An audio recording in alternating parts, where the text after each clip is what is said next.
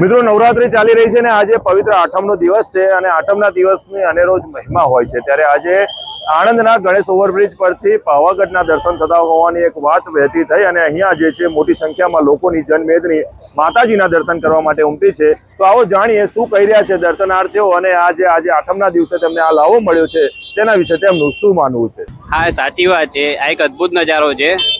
મારી લાઈફમાં આજે 36 વર્ષમાં પહેલી વાર જોયું કે આણંદથી આપણે પાવાગઢ ઓલમોસ્ટ 60-70 કિલોમીટર દૂર છે, 80 કિલોમીટર દૂર છે અને અહીંયાથી આપણને આઠમના દિવસે નવરાત્રીનો એક માતાજીનો તહેવાર છે। આઠમના દિવસે આપણને માતાજીના દર્શન 80 કિલોમીટર દૂરથી દેખાય છે, એ બી નરી આંખે।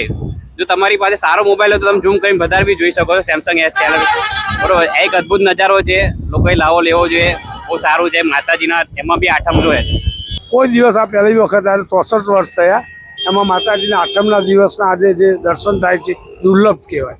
આજ સુધીમાં આવો નજારો ક્યાંય કોઈ દિવસ જોયો નથી। હવે આણંદથી કમસે કમ 80 કિલોમીટર દૂર છે અને દર્શન થયા માતાજીના, એ સદભાગ્ય છે।